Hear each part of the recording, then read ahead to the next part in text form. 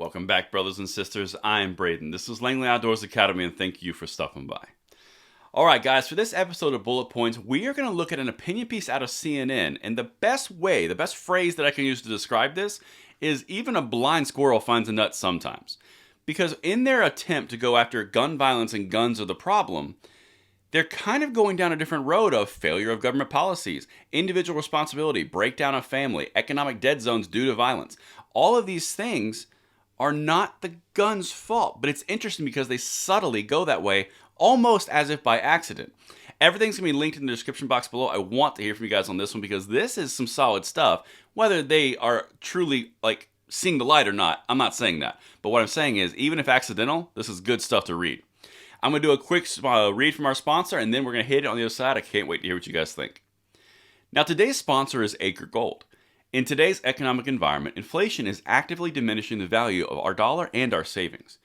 One way to fight inflation is investing in gold, and Acre Gold has a program to make gold affordable in order to preserve your savings against future inflation. Check out the link below to find out more, and thank you so much to Acre Gold for making this possible. Alright, so now let's check out this blind squirrel and the nut they found.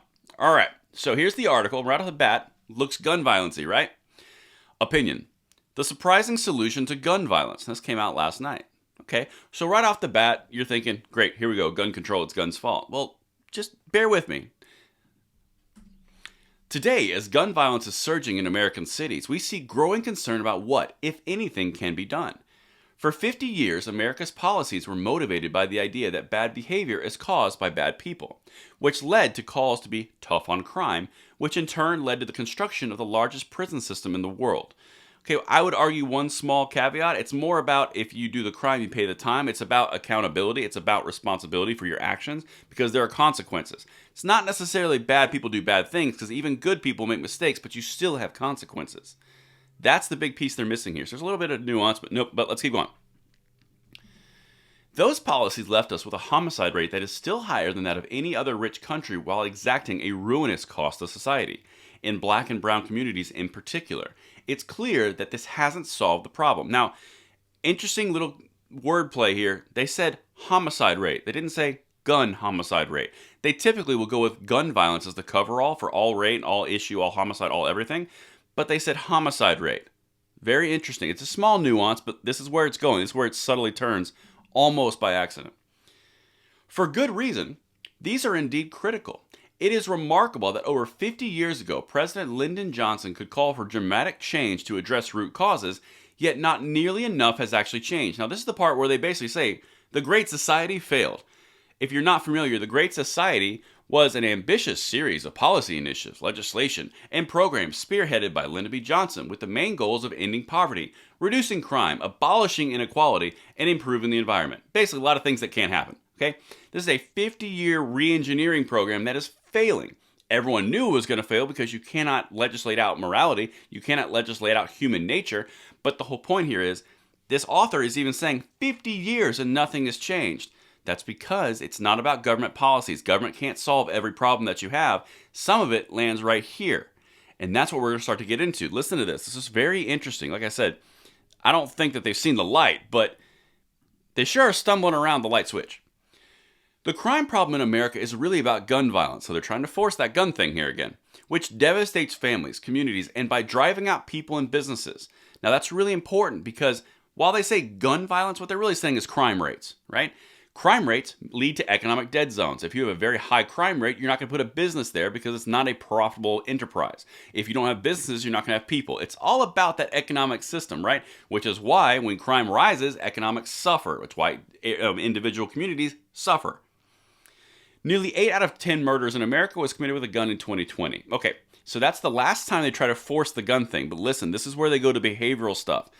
Breakdown of family, responsibility. This is important. What we really have is arguments with guns problem, knowing that changes how we should think with preventing violence is possible and how. Important.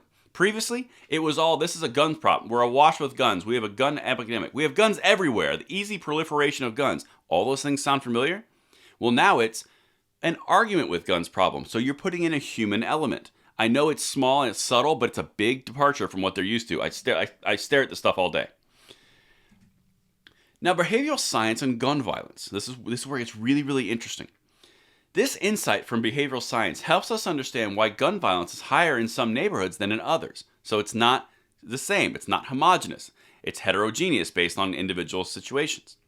In disadvantaged areas, a large body of research from sociology suggests young people unfortunately learn on their own in terms of keeping themselves safe.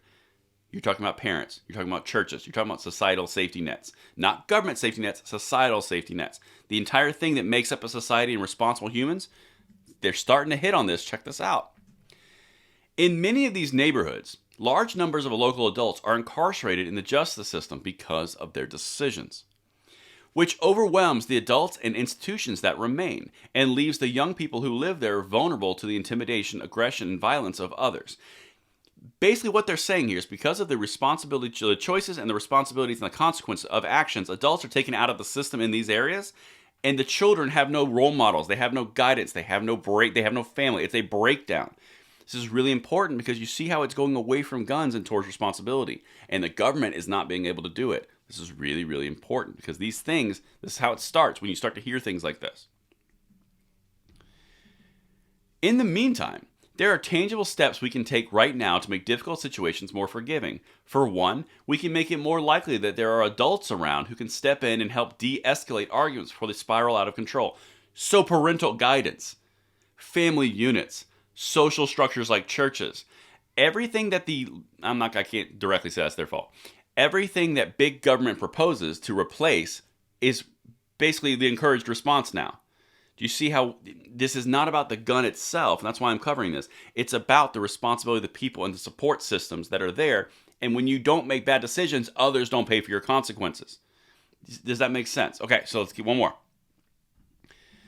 A second complementary approach that has historically not been part of the public debate is to help young people navigate the difficult situations that our past policies have failed to fix. Again, government is not going to be the solution, and the young people in these areas are the ones that are suffering because they don't have adults to guide them.